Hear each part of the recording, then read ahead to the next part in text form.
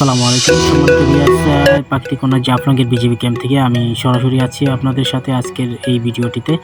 আজকে দূর দূরান্ত থেকে যারা আসছেন বিভিন্ন বাংলাদেশের বিভিন্ন প্রান্ত থেকে আজকে জাফলংয়ের প্রাকৃতিক কন্যার যে ভিউগুলা উপভোগ করার জন্য, শীতল পানিতে গোসল করার জন্য, মায়াবী ঝর্ণার শীতল পানিতে গা ভেজানোর জন্য অনেকেই দূর দূরান্ত থেকে আসছেন। কিন্তু সবচেয়ে বড় কষ্টকর বিষয় হচ্ছে যে আজকের প্রকৃতির যে রূপ, যেটা রৌদ্রের তাপমাত্রা যে এত পরিমাণে ছিল সেটা আসলে সকলের পক্ষে সহ্য করা সম্ভব না, কেননা আমার পক্ষেও সহ্য করা সম্ভব হয় নাই।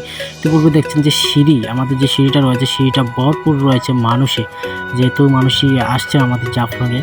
কিন্তু রৌদ্রের তাপমাত্রা ওনাদেরকে কষ্টকরভাবে ফেলেছে, যে অনেকে বাচ্চা কাচ্চা পায়ে অসুস্থ হওয়ার পর্যায়ে চলে গেছে, অনেক রৌদ্র। আর আমার তো যে সিঁড়িগুলো, আসলে সিঁড়িগুলো অনেক কষ্টকর, পাহাড় বেয়ে ওঠা সকলের জন্য সাধ্যকর নয়।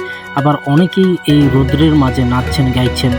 আবার সেদিকে যদি আমরা গাড়ির দিকে একটু লক্ষ্য করি, গাড়িগুলোও কিন্তু রৌদ্রের মাঝে এমন তাপ হিট হয়ে আছে, যদি গাড়ির ভিতরে ওনারা ঢুকেন তাহলে তখনই পর্যটকরা ক্লান্ত হয়ে আবার অনেকেই গাছের ছায়ার নিচে আশ্রয় নিয়েছেন, একটু শীতল হাওয়া, শীতল বাতাস উপভোগ করার জন্য, সেই সাথে প্রাকৃতিক উপভোগ করার জন্য। এবং অনেকেই বিশ্রাম নিচ্ছেন, সেই সাথে প্রাকৃতিক সৌন্দর্য উপভোগ করছেন, শীতল হাওয়া গায়ে লাগছে, একটু ভালো লাগছে। অনেকেই বসে বসে আনন্দ উপভোগ করছেন, যেহেতু আজকের রৌদ্রোজ্জ্বলটা অনেক কষ্টকর। আবার অনেকেই সেই রৌদ্রের মাঝে নাচ গানে মেতে উঠেছেন।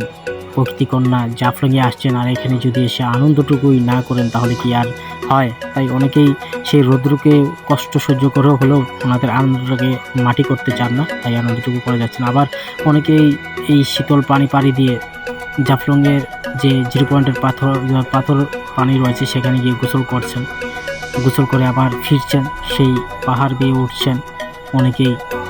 আসলে আজকের দিনটা অনেক কষ্টকর। আর আমি নিজেও যখন পাহাড় বেয়ে নিচে নেমেছিলাম তো অনেকটা সহজেই নেমে পড়েছিলাম, কিন্তু যখন আমি উঠেছি তখন আর আমার বোঝার বাকি থাকে না। যাই হোক, সবাইকে অসংখ্য ধন্যবাদ। রোদ দিয়েছে বেশি, যে নিচে যায় আর উঠতে পারে না, আধা ঘন্টা গেলে 1.5 ঘন্টা লাগে। তো আপনারা যারা বাইয়ার ফ্যামিলিস্টে আছেন, আপাতত জাফলং ঘুরাত না আইয়া পরে আইবা, আরামসে ঘুরতে পারবা।